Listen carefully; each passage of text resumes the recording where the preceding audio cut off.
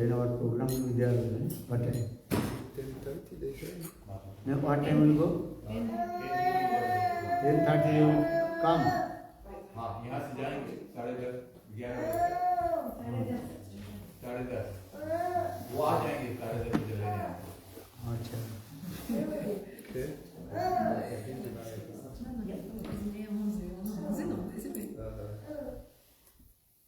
अच्छा 10 मिनट थोड़ा ही करो।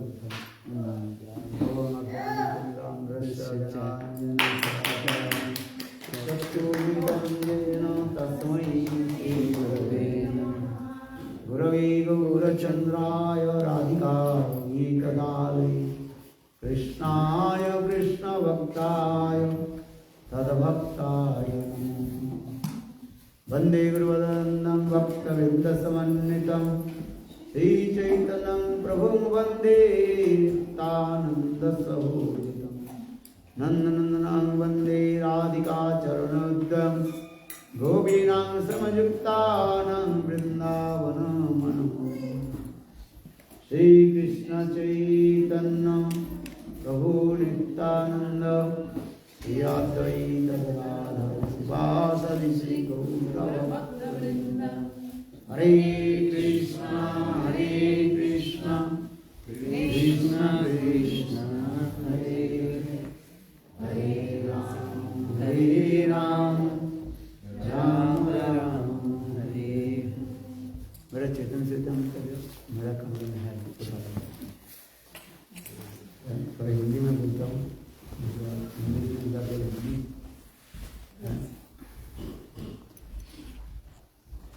सबसे पहले तो बात बोलने से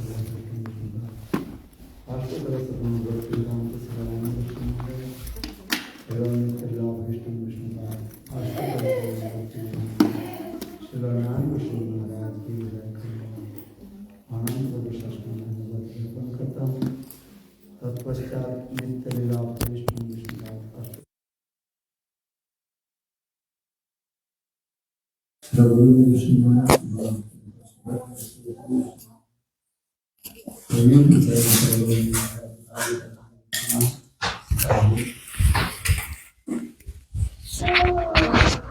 कल हम लोगों ने बहुत धूमधाम से राधा जी के जन्म महोत्सव मनाया। सभी भक्त लोगों ने अपने अपने भाव के अनुसार राधा जी के चरण कमलों में पुष्पांजलि प्रदान किया। ये राधा तत्व जो है अत्यंत गंभीर तत्व है, जिसलिए कृष्णदास कविराज गोस्वामी चैतन्य चरितामृतम आदि लीला चतुर्थ परिच्छेद में ये महाप्रभु जो राधा जी के भाव और कांति लेकर के प्रकट होने के लिए कारण भी बताया।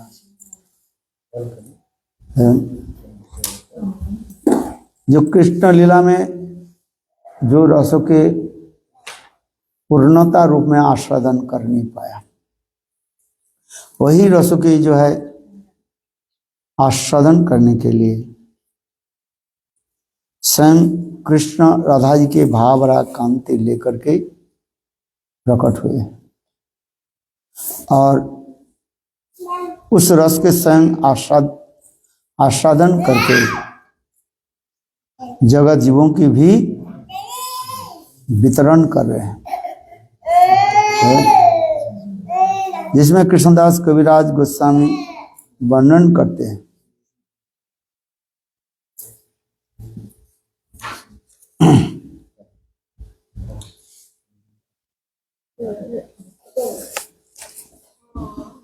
स्वयं कृष्ण अप्रकट गोलोक वृंदावन में यही सोच रहे हैं।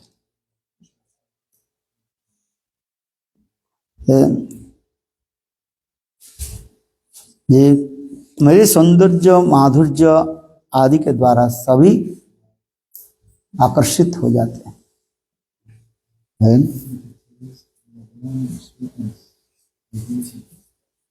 किंतु जब राधा जी के सौंदर्य माधुर्य की मैं देखता हूं तो मैं विस्मित हो जाता हूँ, आश्चर्य हो जाता हूँ।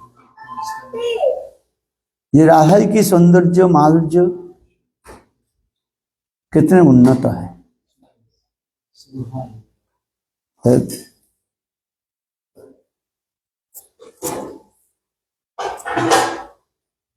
यहां पर कृष्णदास गोस्वामी स्वयं कह रहे हैं, कृष्णेर विचारे गाछयंतरे पूर्णानंद रस स्वरूप कहे सभी कहे मोरे आमा हईते आनंद है त्रिभुवन हमारे आनंद दिवे ओइছে কোন জন आमा हईते जार হয় শত শত গুণ সেই জন আহ্লাদিতে পারে মোर मन। कृष्ण संग विचार कर रहे हैं, ये मैं पूर्णानंद रस स्वरूप मैं हूं, मैं रस स्वरूप हो करके भी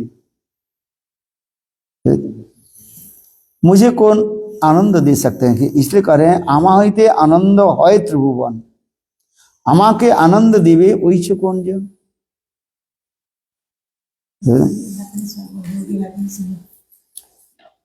मुझे ऐसे आनंद देने वाले कौन है।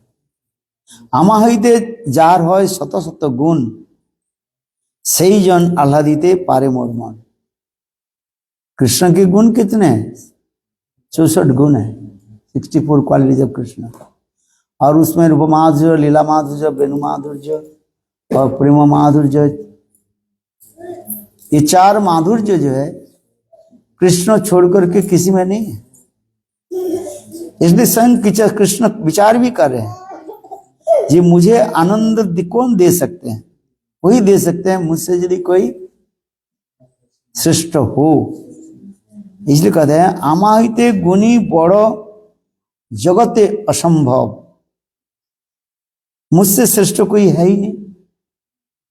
शास्त्र में कहा गया न तस्य कार्य कर्यंत विद्यते न तमक्ष अधिकश्च दृश्यते प्रास शक्ति विविध सुहते स्वाभाविकी ज्ञान बल क्रिया न तस्य कार्य करंच विद्यते न तमकश्च अधिकश्च दृश्यते। कृष्ण के बराबरी होने की कोई व्यक्ति है ही नहीं, और कृष्ण से अधिक कौन हो सकता है?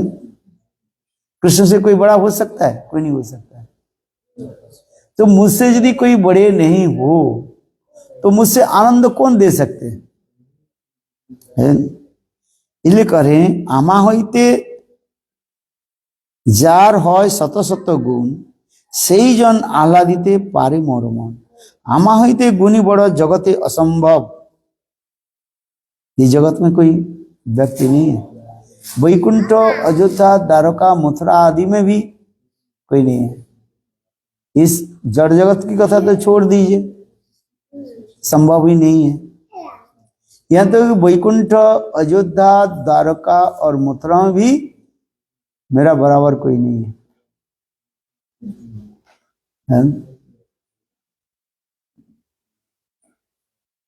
आमा इसलिए कह रहे हैं एकोली राधे ताहर कोनी अनुभव, किंतु जब मैं विचार करता हूं हाँ एकमात्र राधा जी जो है हमें दे सकते हैं। कोटि काम जी निरूप यद्यपि अमार असमर्थ माधुर्य सम्मो नाही जार। फिर कृष्ण पुनः कह रहे हैं कोटि काम जी निरूप यद्यपि अमार, मेरे सौंदर्य माधुर्य जो है एक कामदेव नहीं सैकड़ों कामदेव के रूप के यदि एकत्रित कर दिया जाए तथापि मेरे रूप के एक कण भी बराबर नहीं होगा।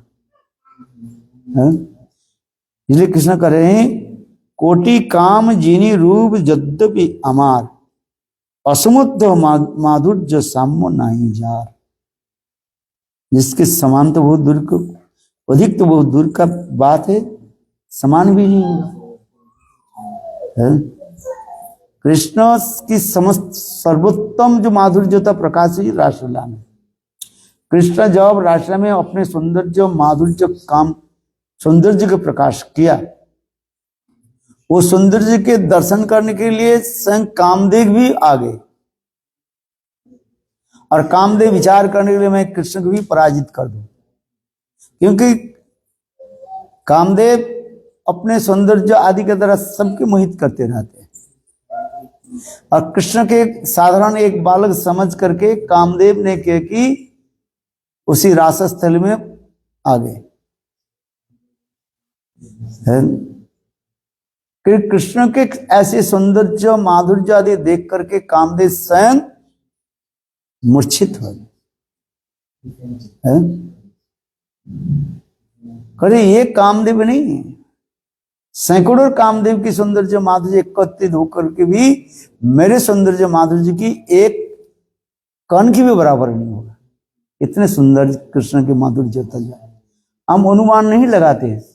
कृष्ण दर्शन में हृदय में क्यों इतना आनंद होता है? इस जड़ जगत में भी यदि हम भी विचार करें, एक सुंदर रमण एक सुंदर रमणी अथवा एक सुंदर युवक के देख करके एक दूसरे में मोहित हो जाता है,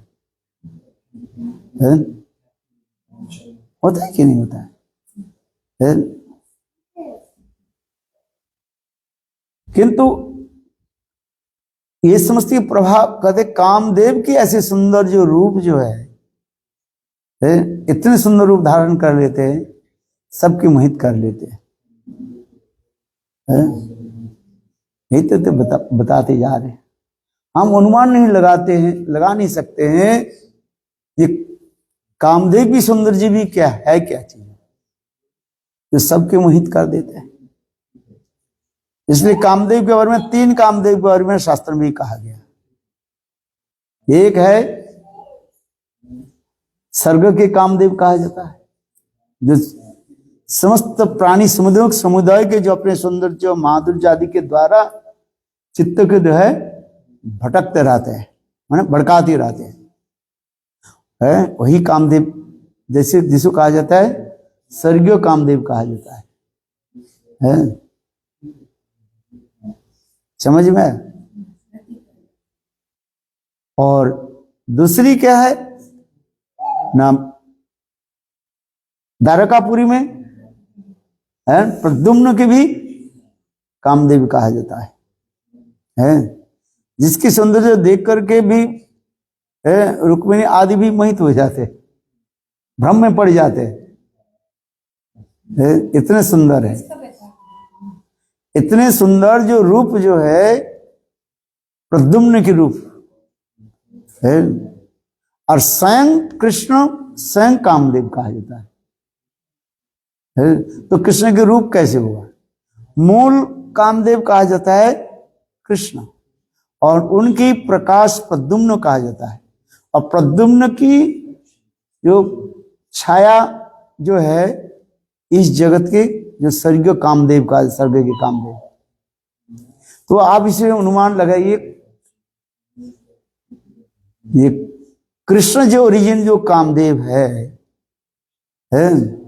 उनकी सौंदर्य माधुर्य है क्या चीज, हम अनुमान लगा नहीं सकते है? ये कृष्ण के रूप इसलिए कहते हैं कोटि काम जीनी, कोटि काम जीनी रूप यद्यपि अमार, असमुद्ध माधुर्य साम्य नहीं जार।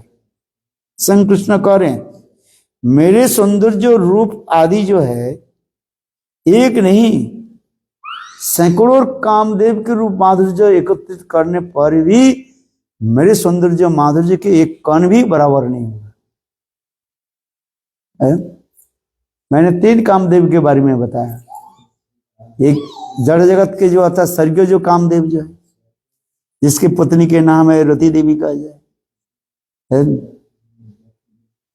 जिस कामदेव भी महादेव की भी ध्यान भंग करने के लिए आए थे, और महादेव के तृतीय नेत्र से अग्नि प्रज्वलित करके वो कामदेव के भी भस्मीभूत कर दिया था है। इसलिए वो कामदेव के स्वरूप प्रकाश नहीं होता है, इसलिए उसे कहा जाता है अनंग, न अंग इति अनंग है। तथापि यही रति देवी जो है शिव जी के उपासना करके शिव जी संतुष्ट होकर के बोले तो मैं तो विधवा होकर रहूंगी, आप मेरे पतिदेव के जो है जीवित करा दिए। तो अब उस समय महादेव ने इतना ही कहा, ठीक है, जब जब तुम्हारे मन में अपने पति के साथ मिलने के लिए इच्छा हुई, तब तुम्हें पति जीवित होकर तुम्हारे साथ ही विलास आदि करेंगे, और बाकी समय वो अशरीर रूप में रहेगा। इसलिए उसके कहा जाता है, अनंग भी कहा जाता है, नौ अंग इति अनंग है।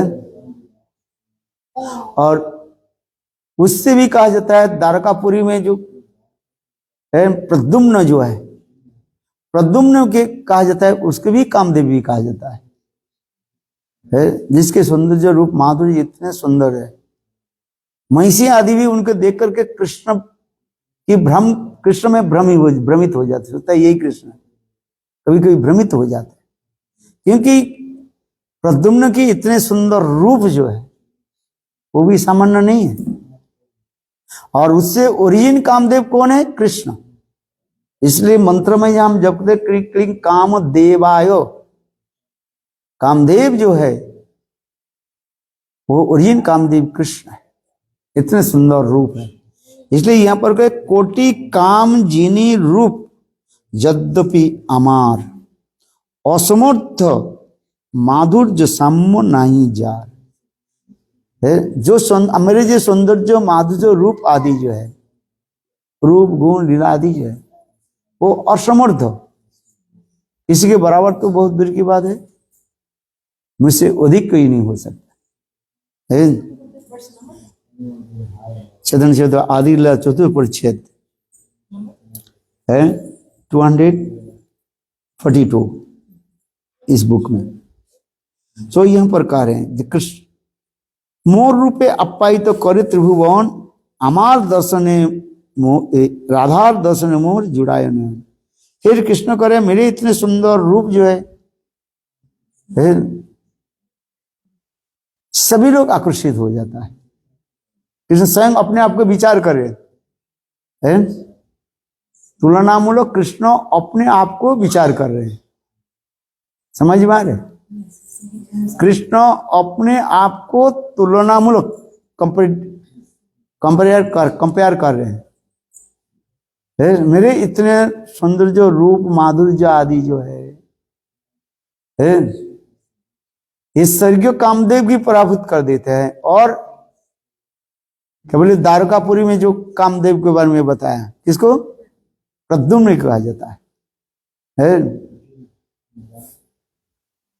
और मैं कौन सा काम है? मूल कामदेव कहा जाता है। इसलिए काम गायत्री में मंत्र में जो है मूल कामदेव कौन है? वृंदन सम सुंदर, वृंदावने अप्रगित नवीन मदन, काम गायत्री काम विजेर जहार उपासन। चलो, इसलिए कह रहे हैं, किंतु देखो मोर रूपे अप्पायित तो करे त्रिभुवन, राधार दर्शन मोर जुड़ाए नयन। किंतु जब मैं राधा जी के जब मैं दर्शन में करता हूं, कौन कह रहे? कृष्ण कह रहे। और राधा जी के दर्शन करके मैं अपने सौंदर्य माधुर्य की भूल जाता हूं। तो इससे तात्पर्य क्या है? ये मेरे रूप अपेक्षा राधा जी के रूप कितना सुंदर है, आज यही कृष्ण कह रहे हैं, राधा दर्शन मोर जुड़ाए नयन, मोर वंशी गीते, मोर वंशी गीत आकर्षे त्रिभुवन, राधार वचने हरे अमर श्रवण। स्वयं कह रहे हैं, मेरे वंशी की गीत, वंशी के ध्वनि सुन करके सभी आकर्षित हो जाते हैं, मोहित हो जाते हैं। कस्त्रंगते कल्पादमृत वेणु गीतम, मेरे वंशी की गीत व वंशी के ध्वनि सुन करके सब मोहित हो जाते हैं। बात ये सत्य है। कृष्ण जब वंशी वादन करते हैं सभी मोहित हो गए। इसको वेणुगीत में कहा गया, एक एक करके सुखदेव गोस्वामी पाद भावाविष्ट होकर वर्णन किया है। ये कृष्ण के वेणुगीत की इतने महिमा कह रहे हैं। स्थावर जंगम से लेकर के चलने वाले और नहीं चलने वाले सभी क्या हो जाते हैं? कृष्ण के वंशी ध्वनि सुनकर के सब मोहित हुए। हिरण से लेकर के है पशु पक्षी, यहां तक भी आकाश में जो बादल आदि भी जो है उसके भी वर्णन कर रहे हैं। आकाश में जो बादल जो है कृष्ण के वेणुध्वनि सुन करके क्या हो जाते हैं, स्थिर हो जाते हैं। हवा में बादल चलते रहते हैं, किंतु जब कृष्ण वंशी वेणुवादन करते हैं और आकाश में जो बादल जो मेघ वो भी कृष्ण के मस्तक पर छत्र के भांति स्थिर हो जाते हैं। जड़ चेतन हो जाता है, चेतन जड़ के रूप धारण कर लेते हैं। नद्दस तथा तदुपाधार्य मुकुंद गीतम, कृष्ण के वेणुध्वनि सुन करके मानसी गंगा आदि के जलधारा भी स्तब्धीभूत हो जाता है, स्थिर हो जाता है। ये कहते हैं नद्दस तथा तदुपाधार्य मुकुंद गीतम। ये सब वर्णन होते जा रहे हैं। सुखदेव गोस्वामी पाद एक एक करके सारे उदाहरण भी दे रहे हैं कृष्ण के वेणुध्वनि के इतने महिमा है। यहां तक भी पशु आदि जो गाय आदि जो है कैसे, गावश्च कृष्ण मुख निर्गत वेणु गीतम, कृष्ण के वेणुध्वनि सुन करके गाय भी घास खाना बंद कर देते हैं। थोड़ी घास मुंह में जाता है, थोड़ी घास बाहर में है, और वेणुध्वनि सुन करके बस कान को खड़ा कर देते हैं। कृष्ण के वेणुध्वनि सुनने के लिए कानों के द्वारा मानो अमृत को वो पान करते रहते हैं। जिस प्रकार हम लोग दोने के द्वारा लिक्विड व तरल पदार्थ को जैसे ग्रहण करते हैं, उसी प्रकार वृंदावन की गाय कृष्ण के वेणुध्वनि सुन करके वो अमृत पान कर रहे हैं। कैसे, कान रूपी दोने के द्वारा। दोने समझते हो, that is called and what is called lip का है करे। यह तक भी बछड़े, नई नई बछड़े जो है अपने मां के स्तन को जो है पान कर रहे थे, और इतने समय वेणुध्वनि सुनाई पड़ा, और नई बछड़ा भी अपने मातृ स्तन पान करना छोड़ देते हैं। मुंह में तो लगा, उनके मुंह तो मातृ स्तन में लगा हुआ है, बछड़े के जो है दूध भी अपने आप निकल रहा है, किंतु वो बछड़ा जो है दूध नहीं पान कर रहे, और वो दूध बछड़े के मुंह से नीचे टपक रहे हैं। देखो, बोले कृष्ण की वेणुध्वनि की ऐसी कार्य, स्थावर जंगम सब कैसे विपरीत धारण कर लेते हैं। तो इसलिए स्वयं कृष्ण कह रहे हैं, मोर वंशी गीते आकर्षित त्रिभुवन, किंतु जब मैं राधा जी के जो वचन मैं श्रवण करता हूं, मेरे मन चित्त मन अपने आप हरण हो जाता है। तो इसलिए तात्पर्य का राधा जी की मुखारविंद की जो वचन शब्द जो है इतने मधुर है, वंशी गीत के भी पराभूत करने वाले। हम सोच नहीं सकते, ये राधा जी जब कोई शब्द बोलती है, मुंह से जब शब्द निकलती है कृष्ण के वेणुध्वनि से भी इतनी मधुर होता है। वो क्या बना ब्रह्म संगीत में इतना ही तो कहते हैं, कथा गानम नाट्यम गमनोपि वंशी प्रिय सखी। कथा गानम, ये तो सारे समूह गोपियों के लिए कहा गया, सब गोपियों के लिए कहा है। वृंदावन में जो गोपियां जो अपने एक दूसरे जो आलाप करती है, बात करती है, वो मानो कथा जो बोलते हैं ना, ये गीत रूप में ही हो जाता है, और इतने सुंदर मधुर होता है। क्या बना जिस कथा गानम, उनकी बोलना चलना जो कुछ भी है ताल लय छंद से अपने आप होता रहता है। यहाँ पर हम लोग भी कीर्तन आदि करें तो क्या क्या अच्छा लगता है। केवल कीर्तन करें तो अच्छा नहीं लगता है, कीर्तन के साथ यदि वाद्य यंत्र हो, हारमोनियम बजे, मृदंग बजे, करताल बजे, गिटार सिटार जो भी है, तब वो कीर्तन हमें सुनने में अच्छा लगता है। अच्छा लगता है कि नहीं लगता है? तो बोलो हारमोनियम बजाओ, सुनने अच्छा लगता है, मृदंग बजाओ, करताल बजाओ, झांझर कांसर घंटा एक ही साथ में बजे, ताल लय से बल हो, तो हमें क्या लगता है? मधुर लगता है? किंतु कह रहे हैं राधा जी की जो वचन जो है, जो शब्द निकलते हैं, इतना मधुर आनंददायक होता है, सब चित्त मन को जो है हर लेते हैं। स्वयं कृष्ण कर रहे हैं, कृष्ण वेणु वादन करते हैं, तो कृष्ण संग सुनते हैं कि नहीं सुनते? मैं कैसे वेणु वादन कर रहा हूं, कृष्ण सुनते हैं कि नहीं सुनते हैं? बताओ। तो कृष्ण को भी अच्छा लगता है। किंतु कह रहे हैं जो राधा जी की जरूरत नहीं होता है, कोई वाद्य यंत्र की जरूरत नहीं है, केवल उनकी मुंह से जो शब्द निकलता है वो इतने मधुर है, ताल लय मान आदि के द्वारा क्या वर्णन करें। और फिर जब राधा जी जब बिना वादन आदि करते हैं तो वो भी कैसे होगा? वो एक व्यक्ति के गले के स्वर बहुत सुंदर है, बिना वाद्य यंत्र से वो भी गाते हैं, है कि नहीं है? गाते, वो भी सुंदर लगता है। किंतु वही व्यक्ति जब फिर अपने वाद्य यंत्र आदि लेकर के जब वो कीर्तन करते हैं और भी कितने मधुर होता है। इस जड़ जगह तो हमें देखते हैं, एक कीर्तन साधारण एक कीर्तन कर रहे हैं, कोई व्यक्ति ताल लय मान के कीर्तन कर रहे हैं, अगर वही व्यक्ति जब कीर्तन करते हैं किसके साथ? हारमोनियम के साथ, इंस्ट्रूमेंट आदि लेकर के, तो उस समय और कितने मधुर लगते हैं। तो यहां पर कृष्ण स्वयं कह रहे हैं ये राधार वचने हरे अमार श्रवण, यद्यपि अमार गंधे जगत सुगंध, मोर चित्त घ्राण हरे राधा रंग गंध। फिर कृष्ण करें ये मेरे अंग की गंध से समस्त जगत सुगंधित होता है। बोले कृष्ण की अंग की गंध इतने सुंदर जो है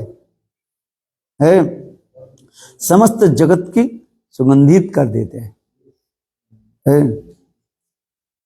भगवान के अंग गंध इतने सुंदर है।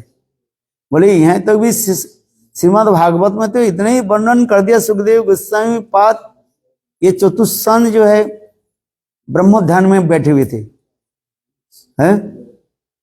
और उस समय ब्रह्मा जी ने क्या की, भगवान के प्रार्थना की, प्रभु मेरे पुत्र चतुष्टय जो है ये ब्रह्मलीन होना चाहते हैं, इनको कृपा करें। तो ब्रह्मा जी की प्रार्थना सुन करके स्वयं जोग मैंने क्या कि वो भी विष्णु, कृष्ण की नहीं, कृष्ण की अवतार आदि अवतार के अवतार जो विष्णु जो है उनकी चरण कमल की तुलसी की मकरंद है, देखो सुगंध है, विष्णु की चरण कमल में जो तुलसी जो अर्पित किया, उस तुलसी की मकरंद सुगंध जो है जो मैंने क्या कि हवा के द्वारा वो चतुस्सन की है नाक में प्रवेश कराया, नाक है, और उस सुगंध के प्राप्त करके चतुस्सन ने क्या की, ब्रह्म ध्यान छोड़ दिया, और ब्रह्म ध्यान छोड़ करके वैकुंठ के तो चढ़ लेने लगे। बोले केवल कृष्ण की छोड़ दीजिए, किसके लिए कह रहे हैं? कृष्ण की अवतार के जो है ये विष्णु जो है? और उस विष्णु के चरण कमल की मकरंद, तुलसी की जो मकरंद, तुलसी में अपर तुलसी पत्ता कहां लगे? विष्णु के चरण कमल में, और विष्णु के चरण कमल के सुगंध कहां पर लगे हुए? तुलसी में, और तुलसी के जो सुगंध जो फिर उसे मिश्रित होकर कहां गई? चतुस्सन के नाग में, और चतुस्सन ने क्या कि ब्रह्म ध्यान छोड़ दिया। है। तो आप ये बताओ, कृष्ण के संग वृणनंदन स्वयं कृष्णचंद्र जिससे कहता है सर्व अवतारी, उनकी अंग गंध ना जाने कैसे होगा, क्या वर्णन कर सके हम, है? इसको समझने के लिए प्रयास करो।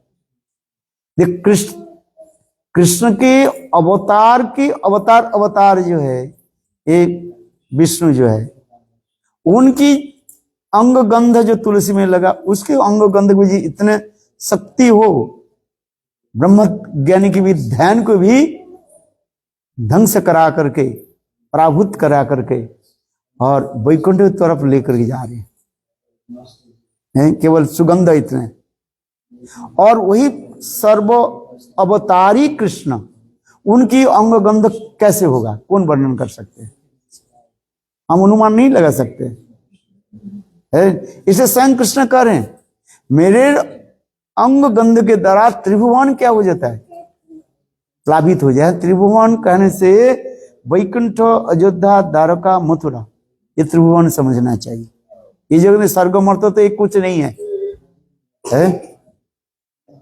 हाँ समझ, बोले वैकुंठ, अयोध्या, द्वारका और मथुरा, इसको त्रिभुवन कह रहे। वैकुंठ, अयोध्या, द्वारका,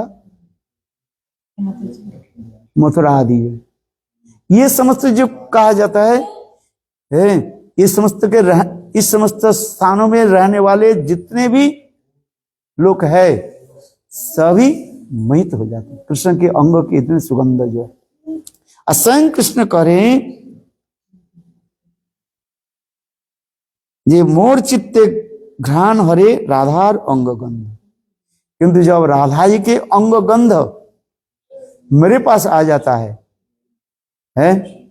और मैं मोहित हो जाता हूं। जस्य कदापि वसनंचल किरणत्त धन्नाति धन्न पवन कितार्थ मानी जोगिंद्र दुर्गम गति मधुसूदनोपि तस्सास्तु नमो विश्वभानु भुवो दिशोपि। प्रबोधानंद सरस्वती पाद राधा जी की अंगो गंध की महिमा वर्णन कर रहे हैं श्लोक में। क्या बोला? वो राधा जी की अंग गंध की मधुरिमा इस श्लोक में वर्णन हो रहा है। ये जस्य कदापि वसनंचल खिलनत्त धन्नाति धन्न पवन कितार्थमानी जोगिंद्र दुर्गम गति मधुसूदनोपि तस्सास्तु नमो विश्वभानु भुवो दिशोपि। राधा जी मान करके, कृष्ण के छोड़ करके, है राधा कुंड की दूसरी तट पर मानो खड़ी हुई है, विराजमान है। राधा जी की मान करके, राधा जी मान करके कहां विराजमान है? राधा कुंड की दूसरी तट पर। कृष्ण तो पहले उनको मनाने के लिए बहुत प्रयास किया, किंतु राधा जी के मान हो गया दुर्जय मान कहा जाता है। क्या मान बताया? दुर्जय मान, जिस मान को भंग करना बात संभव नहीं है। इससे कृष्ण निराश हो करके राधा कुंड की दूसरी तट पर खड़े हुए। और राधा जी कहां पर है? राधा कुंड की दूसरी तट पर है। यही आप यही अनुमान लगा लीजिए, मानो कृष्ण संगम स्थल में विराजमान है। संगम स्थल जानते हो? राधा कुंड और श्याम कुंड के मिलन स्थल, जो तट जो स्थान है, उसके संगम स्थल कहा जाता है। मानो कृष्ण राधा कुंड और श्याम कुंड की संगम स्थल पर विराजमान है, और राधा जी कहाँ है? ठीक उनकी विपरीत स्थान पर, राधा कुंड के दूसरी तट पर विराजमान है। कृष्ण अभी विचार कर रहे हैं क्या करें। राधा जी के मान मनाने के लिए बहुत प्रयास की है।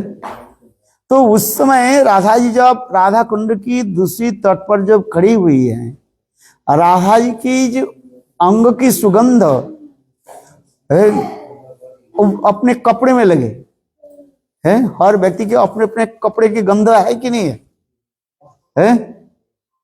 आप अपने कपड़े के सूंघते हो ना, वो अपने शरीर के गंध कपड़े में लगते कि नहीं लगता है? हर व्यक्ति का अलग अलग है।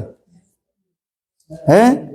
कपड़ा धोने के बाद सारे कपड़ा के सुखा करके एक साथ में मिला दो, घर में जितने परिवार जो है, आप अपने सूखने से पता लगेगा ये कपड़ा मेरा है। क्यों ना? अपने शरीर के गंध के बारे में आपके परिचय है? बात है कि नहीं? आपके घर में पति है, पत्नी है, बेटा है, बेटी है, ठीक है? सारे कपड़े को धो करके क्या करो? सुखा दो, सूख करके फिर एक साथ में मिला दो। तो कैसे पहचानोगे ये मेरा कपड़ा है? स्मेल से पता लगेगा। तुम्हारे अपने जो शरीर के गंध जो कपड़े में जो लगा रहता ना, वो गंध आपके पता चलेगा। आप अपने कहोगे नहीं ये कपड़ा मेरा है, एक कपड़ा मेरा बेटी के है, एक कपड़ा मेरा पति के है, एक कपड़ा मेरा बेटा के है। अलग अलग हो जाते गंध, क्योंकि शरीर के गंध अलग अलग होता है। ठीक, इसलिए कह रहे हैं राधा जी की अंग की सुगंध कहां पर लगे हैं? राधा जी के कपड़े में है। सुनिए, देखो वहां पर कृष्ण स्वयं कह रहे हैं, और उस राधा जी की कपड़े के साथ कौन खेल रहे हैं? हवा। कृष्ण कह रहे हैं जस्से कदापि बसनंचल खिलनत्थ, खिलनत्थ में स्वयं हवा जो है राधा जी के कपड़े के साथ मानो खेल रहे हैं। हवा हो रही है, कभी राधा जी के कपड़ा थोड़ा आगे हो रहे, पीछे हो रहे हैं। तो उसी प्रकार राधा जी की कपड़े जब आगे पीछे होने माने ऐसे जब खेलने, जब कृष्ण करें देखो धन्नादि धन पवन कितार्थमानी, हे पवन देव हवा तुम्हारे जीवन सार्थक है। क्यों? मैं राधा जी के निकट आए पहुंच नहीं पाता हूं, और तुमने क्या करो मानो साक्षात राधा जी के कपड़े के साथ खेल रहे हो। कृष्ण विचार कर रहे ये कहते पवन कितार्थमानी, तुम्हारे जीवन धन्य है। पवन देवता के कृष्ण कहते तुम्हारे जीवन धन्य। यह भी नहीं है, और वही पवन माने हवा क्या करते हैं? राधा जी की कपड़े की जो सुगंध जो है वो प्रवाहित करके कृष्ण के पास लेकर के आ रहे हैं, और कृष्ण राधा जी की कपड़े की सुगंध प्राप्त करके करें मेरे जीवन आज धन्य हो गया। इसलिए श्लोक में करें जस्सा कदापि वसलंचन क्लर्त धन्नाति धन्य पवन कितार्थमानी जोगिंद्र दुर्गम गति मधुसूदनोपी। पर ये कौन बोल रहे हैं? ब्रह्मा आदि बड़े बड़े देवताओं की, जो देवता जिसके कहते हैं जोगिंद्र कहा जाता है, कोई जोगिंद्र, मुनिंद्र, ज्ञानेन्द्रिय है, ऐसे ऐसे महान जो व्यक्ति जो है जिस कृष्ण की चरण कमल की दर्शन कर नहीं पाते, और वही परात्पर पर तत्व ब्रह्मा आदि देवताओं की दुर्लभ स्वयं ब्रजनंदन कृष्ण है। आज कह रहे राज ये शब्द कह रहे हैं धन्नादि धन्ना पवन कृतार्थमानी जगिंद्र दुर्गम गति मधुसूदनोपि तस्सास्तु मम विश्वभानु भुवो दिशोपि। जिस दिशा में केवल राधा जी खड़ी रहती है, बोले उस दिशा को मैं बार बार प्रणाम करता हूं। है आज इसलिए प्रबोधानंद सरस्वती पाद ऐसे वर्णन कर रहे, इसलिए ये कहते जा रहे हैं कृष्ण स्वयं कह रहे हैं ये मेरे अंग की सुगंध से राधा जी की अंग की सुगंध इतने मधुर है, न भूतो न भविष्यति है। इसलिए मोर चित्त घ्राण हरे राधार अंग गंध यद्यपि अमार रसे जगत सुरस राधार अधर रसे अमाय करे वश। कृष्ण करे यद्यपि अमार रसे जगत सुरस, मेरे रस माधुर्य के द्वारा समस्त जगत सरस होता है, किंतु राधा जी की जब अधरामृत मैं जब पान करता हूं तो मैं स्वयं ही वशीभूत हो जाता हूं। ये कहने के तब तक राधा जी की अधर में जो है माधुर्यता जो है, रस जो है, वो कितना होगा, कैसे वर्णन करें। है। यद्यपि हमारे पर से कोटि इंदु शीतल, राधा पर से हमारे करे सुशीतल। स्वयं कृष्ण करें, ये मेरे अंग इतने सुशीतल हैं, एक नहीं सैकड़ों चंद्रमा के शीतलता भी पराभूत कर देते हैं। कृष्ण की अंग में जो शीतलता जो है, शीतलता समझते हो, कूलिंगनेस है, उसके साथ तुलना दे रहे किसके, बोले सैकड़ों चंद्रमा की शीतलता के साथ। एक चंद्रमा तो क्या करे है, एक चंद्रमा में शीतल है, सौंदर्य है, किंतु बोलते हैं हजारों सैकड़ों चंद्रमा की शीतलता के एकत्रित करने पर जो शीतलता होता है, बोले कृष्ण के अंग में वही शीतलता आ जाता है। इसलिए कोटि इंदु शीतल, यद्यपि अमार स्पर्श कोटि इंदु शीतल, राधिकार स्पर्श हमारे करे सुशीतल।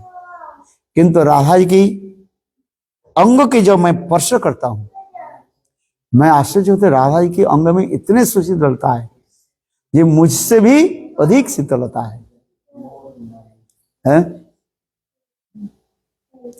এই মতো জগতে সুখে আমি হেতু, রাধিকার रूप गुण हमारी जीवातु।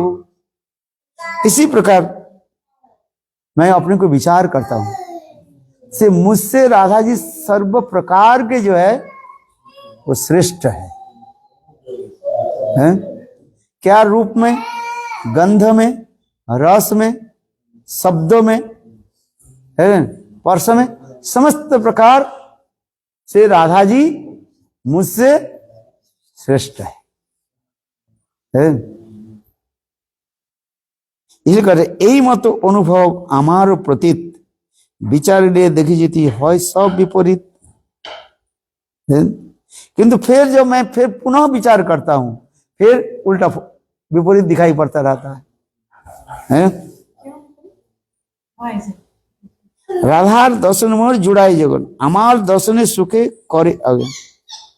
क्या बोले, अमार राधार दर्शने मोर जुड़ाए नयन, राधा जी की दर्शन करके मेरे मन चित्त आंख इतने प्रसन्न होते हैं। किंतु अमार दर्शने राधा सुखे अगन। फिर विचार कर रहे हैं, ये मेरा मुझ में कौन सा ये सौंदर्य माधुर्य है, जे राधा जी मुझे दर्शन करने के लिए तड़पते रहती है। फिर कृष्ण, पहले कृष्ण अपने को लिए करे, राधा जी के सौंदर्य माधुर्य इतने हैं, मैं मोहित हो जाता हूं। रूप रस शब्द गंध स्पर्श है।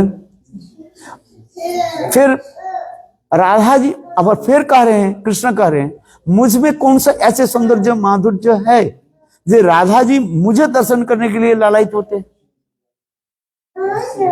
हैं? यहां पर कह रहे विचारिले देखी सब विपरीत, राधार दर्शन मोर जुड़ाए नयन। राधा दर्शन करके मेरे हृदय पर मन प्रसन्न होता है, किंतु अमार दर्शन राधा सुखे आग्रह, और मुझे दर्शन करने के लिए राधा जी सब समय क्यों तड़पती रहती है? तो कौन श्रेष्ठ है? स्वयं कृष्ण कह रहे हैं, ये कौन श्रेष्ठ कौन है, मैं हूं कि राधा हूं? राधा जी की दर्शन करने के लिए मेरे सारे इंद्रियां तड़पती रहती है।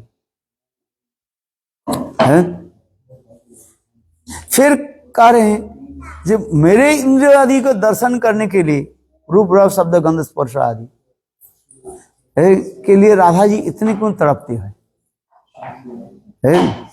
एक क्षण काल राधा जी यदि कृष्ण के दर्शन नहीं किया जाए तो राधा जी सोचती है सैकड़ों युग मैंने राधा कृष्ण के दर्शन नहीं किए। खनार्दे कल्पत्त कल्पत्ते खनार्द, इसे कहते हैं जुगायित निवेशनम चक्षुषा प्रवृषायितम सुन्नायत जगत सर्वं गोविंदं विरहेन में। कृष्ण विरह में राधा जी इतने तड़पती है, क्यों? स्वयं कृष्ण कह रहे, विचार कर रहे हैं, समझ में आया कि नहीं है? जी मेरे सौंदर्य और माधुर्य है क्या चीज? मैं तो पहले देखा क्या राधा जी के सौंदर्य माधुर्य जो है मुझसे वो सैकड़ों गुना श्रेष्ठ है। क्या रूप में, गुण में, समस्त प्रकार राधा जी श्रेष्ठ है। मैं तड़पता रहता हूँ कृष्ण राधा जी के दर्शन के लिए। फिर जब विचार, फिर पुनः तरसते होकर जो विचार कर रहा हूं है, तो राधा जी मेरे दर्शन के लिए इतने क्यों तड़पते रहती है? जुगायित निवेशनम चक्षुषा पवृषायितम सुन्नायित जगत सर्वम गोविंदम विरहेनो में। ये राधा जी मुझे दर्शन के लिए और मेरे संग प्राप्ति करने के लिए इतने तड़पती है। क्षणकाल मुझसे विच्छेद हो जाए तो राधा जी सोचती है मैं कितने जुग मैं कृष्ण के दर्शन नहीं किया है। आज जिसको कहते हैं खनार्दे कल्पत्त और कल्पत्ते खनार्थ। महाभाव स्थिति में जो 6 लक्षण में बताते रहा था, सर्वोत्तम महाभाव की भाव में ये 6 लक्षण होता है। कितना लक्षण होता है? 6 लक्षण होते हैं। खनार्दे कल्पत्त कल्पत्ते खनार्द, तिर्जग जनी प्राप्ति लालसा 3, और चौथा है ब्रह्मांड शुभकारिता, आसन्न जनता हित विडोलन और आत्म विस्मरण। याद रहेगा? एक भी नहीं याद नहीं रहेगा। लिखाई देने कहाँ याद एक भी याद नहीं रहेगा। और रोज मैं बोलता रहता हूँ, आप लोग इतना याद थोड़ी रखेगा है। सर्वोत्तम महाभाव जहां पर प्रकाशित हो जाता है मदनाक्ष महाभाव में महाभाव की सर्वोत्तमता प्रकाश होता है, और उसमें जाकर के ये 6 लक्षण दिखाई पड़ता है। एक ही साथ में 6 लक्षण होगा है। खनार्धे कल्पत्त कल्पत्ते खनार्ध है, ब्रह्मांड शुभकारिता, तिर्जग जोनि प्राप्ति लालसा, और आसन्न जनता हित विडोलन, और 6 आत्मविस्मरण। अपने की भूल जाते। ना सो रमन ना हम रमनी दुह पेशल एक लो जानी। मैं रमन हूं कि मैं रमणी हूं है, भूल जाते। मैं कौन हूं? यही तो कहती है ना सो रमन ना हम रमणी दुह पेशल मनो एक लो जानी। दोनों के मन मानो पिस करके एक हो जाता है। जिस प्रकार उदाहरण दिया जाता है गंधक और किसको उदाहरण दिया? चूना। चूना समझते हो? गंधक मीन्स इंग्लिश में गंधक किसको कहा जाता है? पान में लगाते हो ना? नहीं, पान में तो चूना लगाते हैं। हाँ, पान में चूना लगाए ना, उसके कहते लाइम। अच्छा, और गंधक होता है एक प्रकार पेड़ के जो है वो गोंद होता है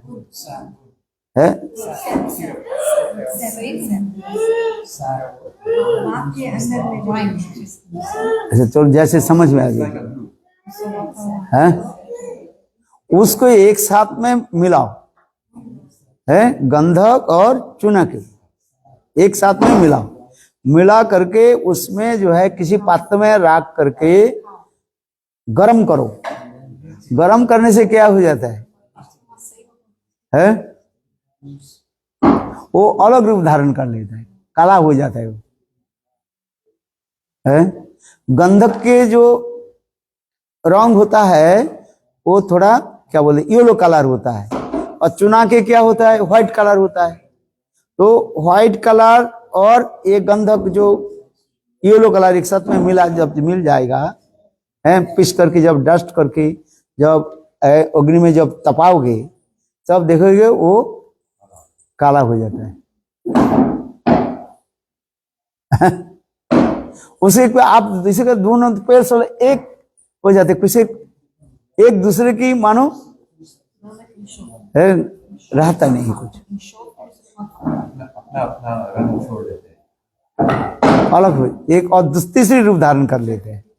तो इसलिए कह रहे हैं ना सो रमन ना हम रमनी दूहों पेशल मन एक लो जानी। बोले हमारे मन और तुम्हारे मन ऐसे प्रेम दशा में जाकर के ऐसे स्थिति हो जाता है जिसकी हम स्थिर नहीं रख पाते हैं। ये मैं राधा हूं कि मैं कृष्ण हूं, है क्या चीज है? मैं राधा हूं कि मैं कृष्ण हूं, वह मैं कृष्ण हूं कि मैं राधा हूं है? बोले तुम राधा कृष्ण नहीं है, दोनों मिल करके क्या हो गया? चैतन्य महाप्रभु आ गया। बोलो वृंदावन है।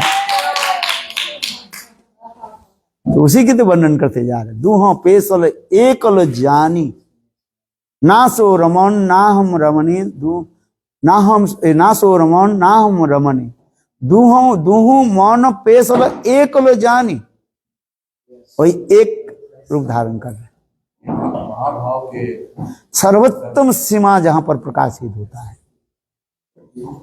महाभाव की सर्वोत्तम, जहां पर जाकर के मोहन भाव के भी पार करके मदनाक महाभाव में जब चले जाते हैं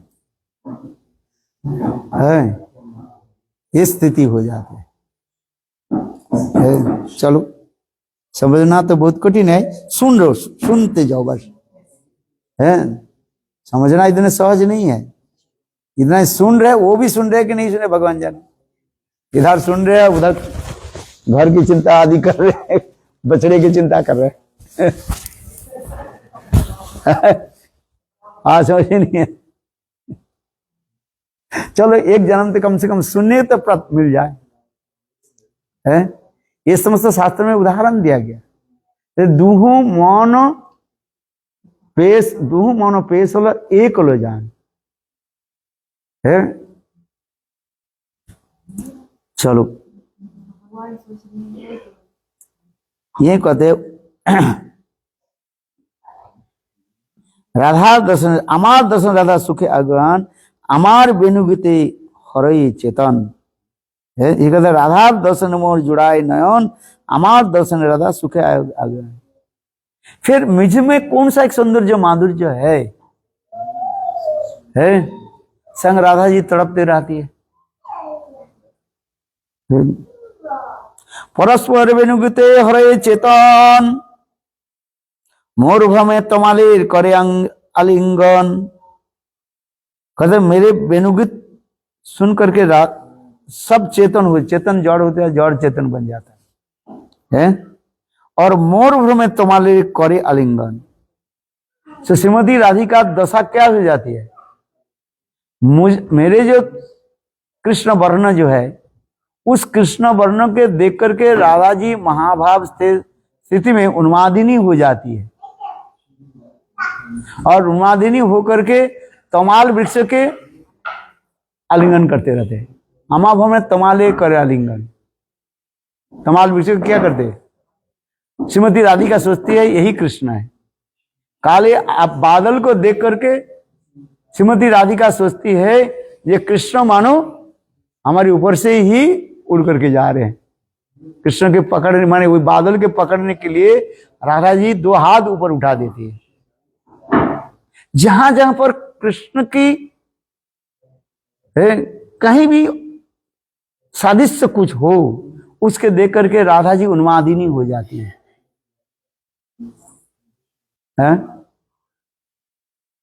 कृष्ण कह रहे थे, कृष्ण क्यों कह रहे ये तो मेरा नहीं है, मैं कभी है राधा जी के भ्रम करके किसी का आलिंगन के ऐसे नहीं होता है। किंतु मुझे मेरे भ्रम मुझे देख करके बार मुझे अधिक राधा जी कैसे पागल नहीं हो जाती है? राधा जी पागल नहीं हो जाती कि नहीं है? इसलिए कह रहे हैं बहुत सुंदर है। परस्पर विनुगते हरे चेतन मोर भ्रमे तमाले करे आलिंगन कृष्ण आलिंगन पाइनु जन्म सखले। এই মতো सुखमग्न रहे वृक्ष करी कोले। राधा जी उस वृक्ष को, तमाल वृक्ष के कृष्ण समझ करके अपने गोद में ले लेते हैं, सोचते हैं मैं कृष्ण की भी आलिंगन कर लूं, है। इसी की क्या कहा जाता है घूर्णावर्त कहा जाता है, जिसे भ्रम कहा जाता है वर्लपुल होते जाते हैं। प्रेम की घूर्णावर्त कहा जाता है। क्या बोलते हैं? प्रेम की घूर्णावर्त हो जाता है। अद्वैतवादियों की जो भ्रमवाद है, और यहां पर प्रेम के एक है घूर्णावर्त, ये अलग कहा जाता है। जिससे सर्प में रज्जु भ्रम होता है और रज्जु में सर्प भ्रम है। अंधकार में जा रहे हैं, एक रस्सी पड़ा हुआ है, उसको देख करके आप क्या सोचा? सर्प। और एक मरा सर्प पड़ा हुआ है और वो आप सोच रहे ये रस्सी दड़ी समझ रहे, रस्सी समझ रहे है। इसलिए कहते हैं ये भ्रम होता है। किंतु अपरागित चित्त जगत में जो भ्रम, जो इसको कहा जाता है, ये जो भ्रम जो राधा जी तमाल वृक्ष के कृष्ण समझ करके जो कह रहे हैं, इसको कहा जाता है प्रेम की घूर्णावर्त कहा जाता है, घूर्ण आवर्त कहा जाता है। ये प्रेम राज्य की होता है।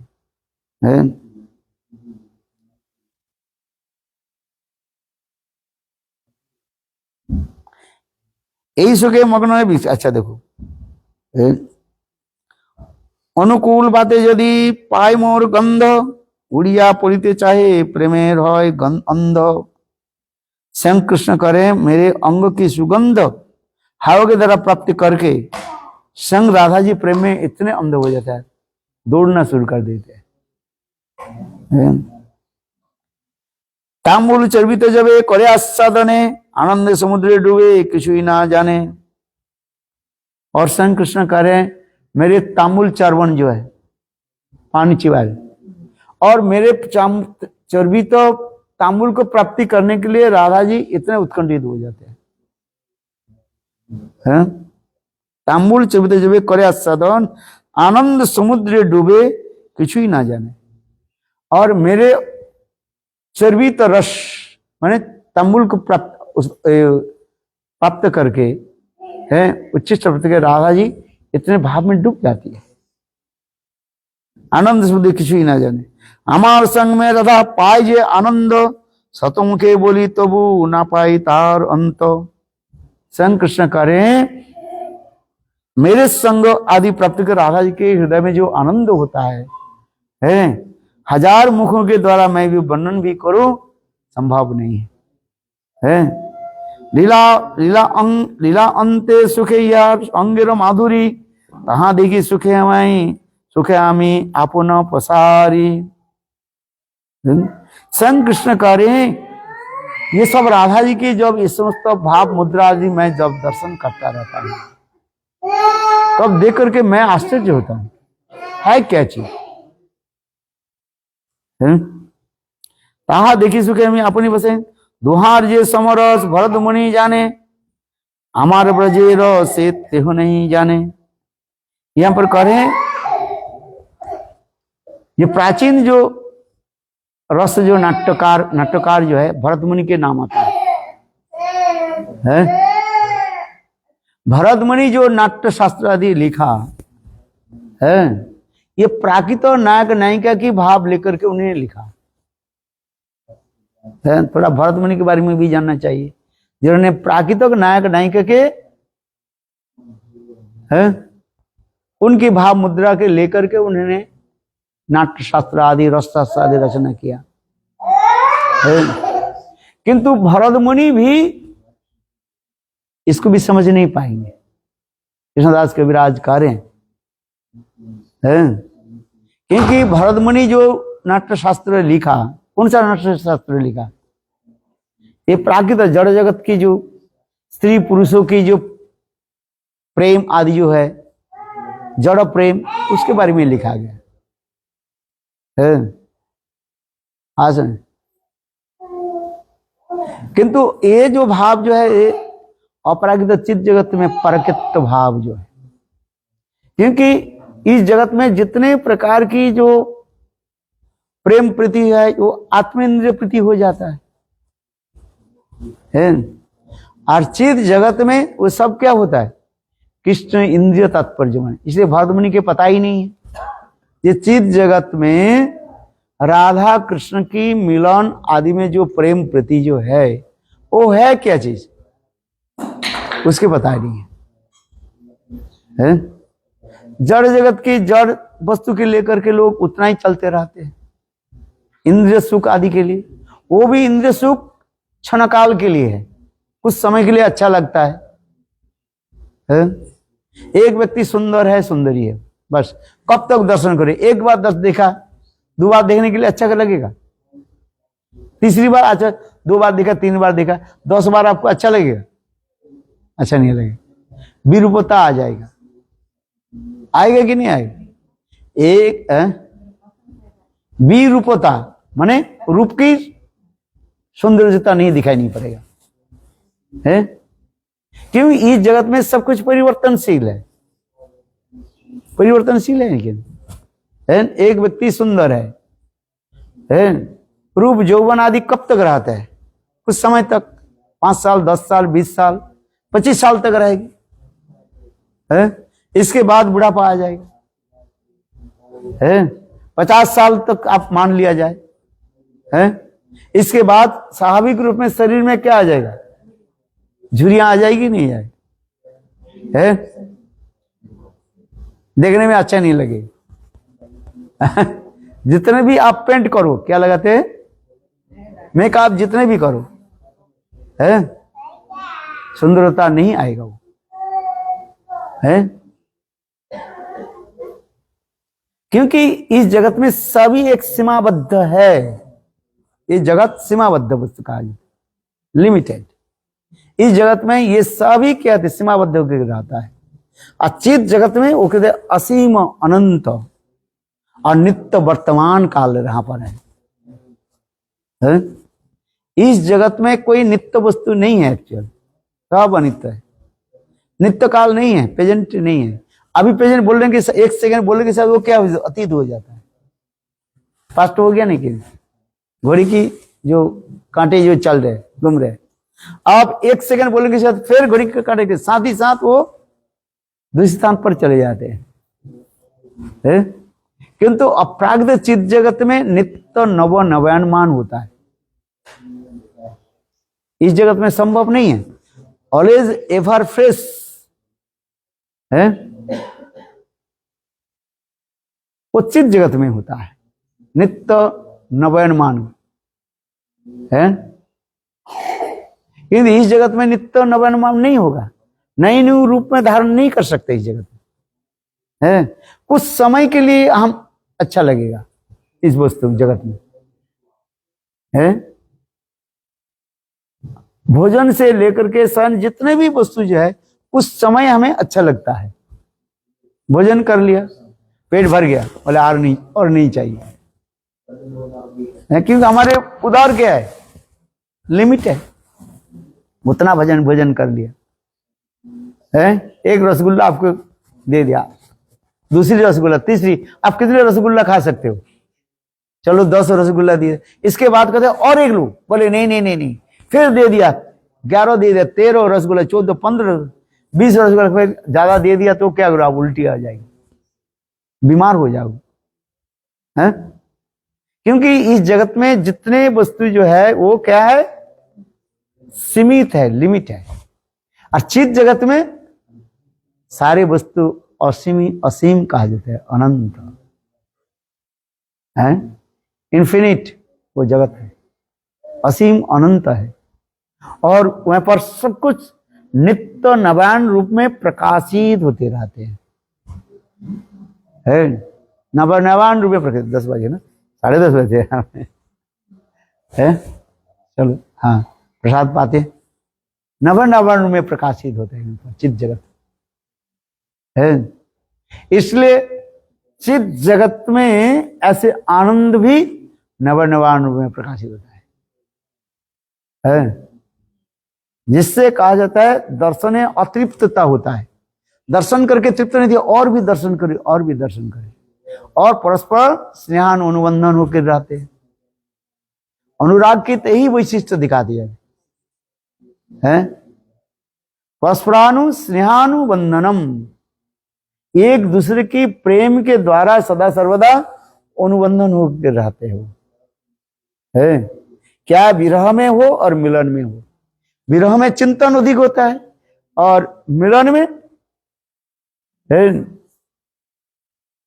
शरीर के द्वारा मिलन हो रहा है। तो विरह में हो अथवा मिलन में, दोनों में ये चिंतन होते रहते हैं, मिलन होते रहते हैं। इसलिए कहता है विरह, बी माने विशेष, रह माने मिलन होता है उसमें पर, है? राधा जी कृष्ण विरह में तड़प रही है, किंतु तब तक राधा जी कृष्ण का चिंतन कर रही है, कृष्ण की चिंतन कर रही है। और चिंतन करके करते राधा जी कृष्ण की चिंतन करते करते ऐसे भाव हो जाते हैं, सोचते हैं मैं ही कृष्ण हूं, है? वो लीला सुनाते हैं। ये कृष्ण विरह में राधा जी रो रही थी, तड़प रही थी। ललिता देवी कर रहे तुम रोने की क्या जरूरत है, एक काम करो, कृष्ण के लिए एक पत्र लिखो, कृष्ण आ जाएंगे, हैं?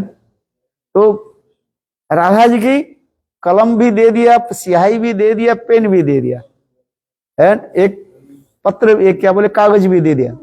राधा जी लिख रहे हैं, कृष्ण के लिए पत्र लिख ले हैं। वे पहले क्या लिखूं, है? हे प्राण प्रियतम कृष्ण, यही तो लिखना है ना। पहले हम किसी को लिखते हैं, टू लिख करके उनको एड्रेस किया जाता है। बोले कृष्ण चिंतन करे, कृष्ण के लिए लिखना था। और कृष्ण चिंतन करते, कृष्ण के सारे लीला चिंतन करते आंखों से आंसू के द्वारा, और वो पत्तलबाज वो जो पेपर क्या हो गया, बिल्कुल राधा जी की आंखों से आंसू के द्वारा भर गए। ललिता दी समझ गई, राधा जी के भाव समझने वाले ललिता देवी है। ललिता देवी समझ गई, ललिता देवी ने क्या कि उस पत्र को ले लिया, है? और पत्र को लेकर के उसको फोल्ड करके बांध दिया, है समझ, और बंद करके कृष्ण के निकट भेज दिया। कृष्ण जब पत्र खोला, देखा राधा जी की आंखों के आंसू के द्वारा वो पत्र भिगा हुआ है। और उसको देख करके कृष्ण समझ गए क्या चीज, क्योंकि प्रेम के जो पत्र जो कौन समझ सकते हैं, प्रेमिक जन समझ सकते हैं।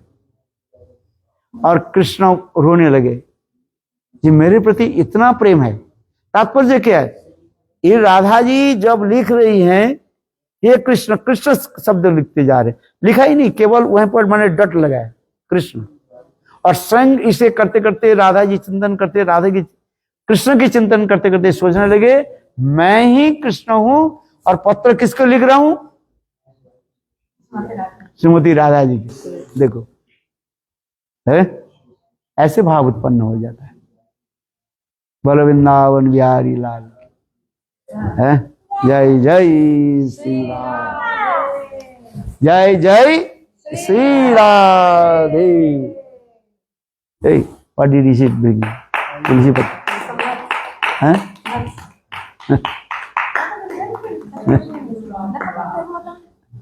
बोलो वृंदावन बिहारी। चलो प्रसाद।